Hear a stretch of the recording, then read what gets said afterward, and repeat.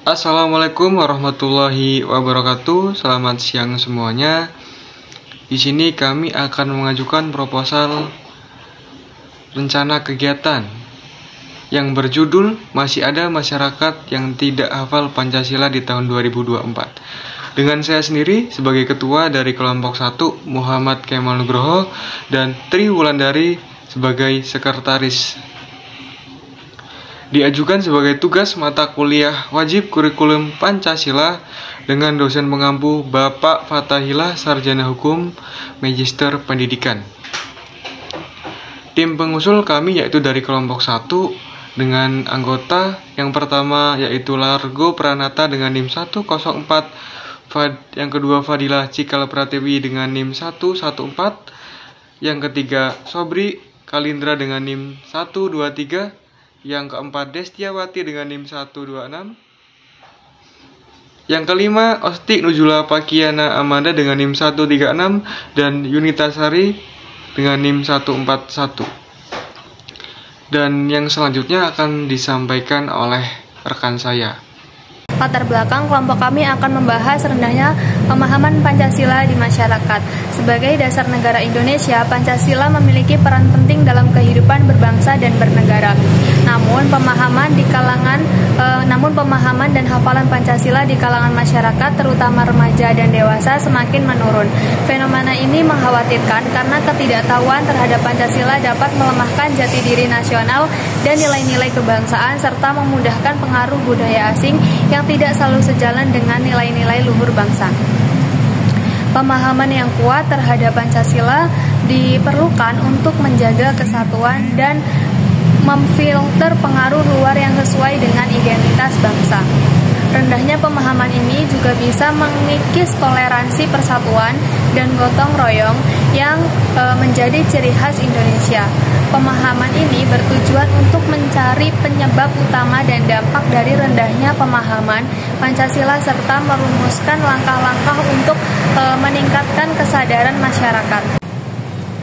Rumusan dan tujuan masalah. 1. Apa saja faktor-faktor yang menyebabkan minimnya pemahaman Pancasila di kalangan masyarakat Pringsewu? Yang kedua, apa dampak dari rendahnya pengetahuan dan hafalan Pancasila terhadap kehidupan sosial dan kebangsaan?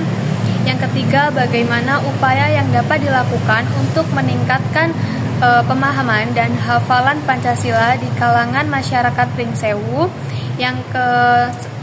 Lalu mengetahui faktor penyebab minimnya pemahaman Pancasila di masyarakat Pringsewu.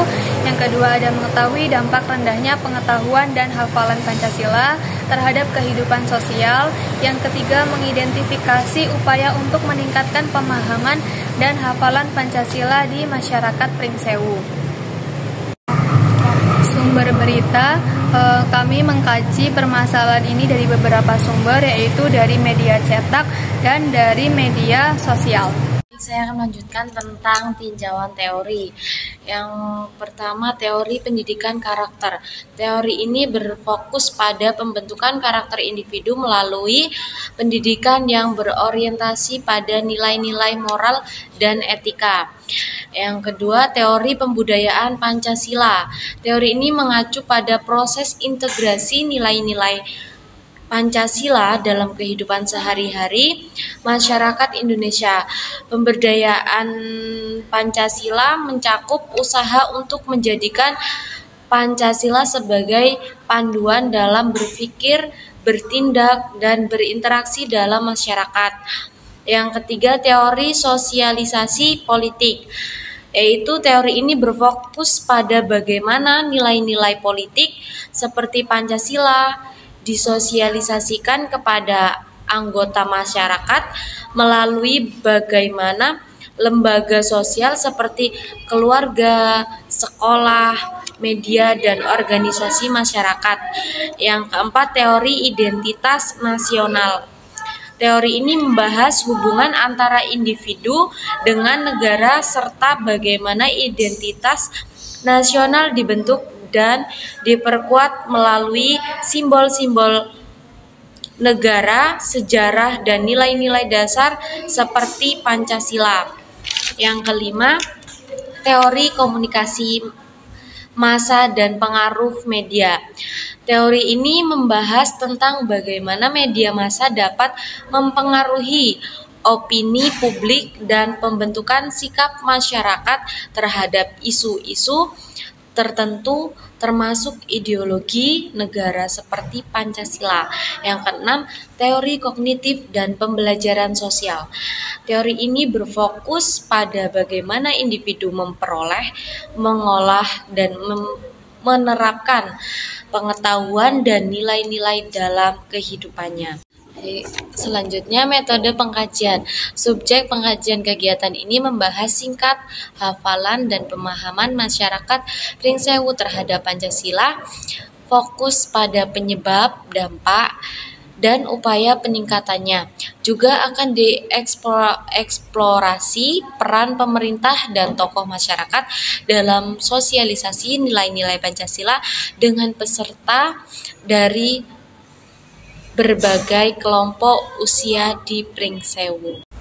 Kegiatan ini akan dilakukan pada tanggal 23 November 2024 di daerah Pringsewu Barat. Metode pengumpulan data. Untuk mengumpulkan data dari objek penelitian, penulis menggunakan beberapa metode, diantaranya yaitu wawancara, observasi, dan dokumentasi. Indikator kerja. Yang pertama, presentase wawancara untuk mengetahui tingkat pengetahuan dan kesadaran masyarakat terkait Pancasila yang akan dilakukan dengan semua informan masyarakat Pringsewu. Lalu yang kedua, memperoleh informasi tentang sejauh mana sih masyarakat memahami dan menghafal Pancasila. Lalu yang ketiga, memperoleh informasi mengenai faktor-faktor penyebab dari rendahnya pengetahuan dan pemahaman Pancasila. Di sini saya akan membacakan jadwal kegiatan. Tahap kegiatan yang pertama yaitu perencanaan. Deskripsi kegiatan itu menentukan masalah yang ingin diusulkan, tanggal mulai 21 Oktober 2024 dan tanggal selesai 28 Oktober 2024. Deskripsi kegiatan yang selanjutnya yaitu pengajuan proposal. Kita mulai di tanggal 11 November 2024 dan tanggal selesai sama di tanggal 11 November 2024. Untuk tahap kegiatan yang kedua itu tahap pelaksanaan. Analisis dan data pengumpulan data. Analisis dan pengumpulan data. Mencari data dari masalah yang ingin diusulkan melalui berbagai sumber. Kita mulai di tanggal 12 November 2024 dan selesai di tanggal 13 November 2024. Dan deskripsi kegiatan yang selanjutnya itu menganalisis dan mengolah data. Sama, kita mulai di tanggal 12 November 2024 dan tanggal selesai 13 November 2024. Untuk tahapan kegiatan yang keempat itu persiapan wawancara. Deskripsi kegiatannya, persiapan wawancara diantaranya membuat janji dengan narasumber dan menyiapkan beberapa pertanyaan. Itu kita mulai di tanggal 22 November 2024 dan selesai di tanggal 22 November 2024. Tahapan kegiatan yang kelima itu wawancara, melakukan sesi wawancara dengan narasumber yang terkait. Kita mulai di tanggal 23 November 2024 dan selesai di tanggal 23 November 2024. Dan tahapan kegiatan yang keenam itu penyusunan laporan. Deskripsi kegiatannya menyusun laporan akhir berdasarkan semua kegiatan yang dilakukan. Itu kita mulai di tanggal 24 November 2024 dan tanggal selesai 24 November 2024. Dan deskripsi tahapan kegiatan yang selanjutnya, yang ketujuh itu presentasi hasil. Deskripsi kegiatannya menyampaikan hasil kegiatan.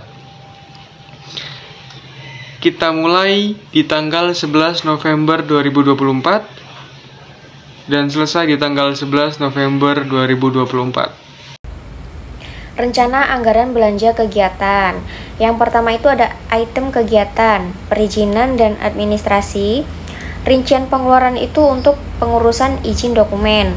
Lalu jumlah biaya yang dikeluarkan ada 15.000. Lalu yang kedua, transportasi. Biaya perjalanan ke lokasi itu sejumlah 25.000. Lalu yang ketiga, konsumsi untuk wawancara itu sejumlah 100.000 rupiah. Lalu yang keempat, cetak laporan itu biaya cetak dan jilid sejumlah 50.000. Dan yang terakhir itu lain-lain, biaya tak terduga itu sejumlah 35.000. Berikut presentasi yang bisa kami semua sampaikan. Kurang lebihnya saya perwakilan dari kelompok 1 memohon maaf. Akhir kata, wabillahi taufik wal hidayah. Wassalamualaikum warahmatullahi wabarakatuh.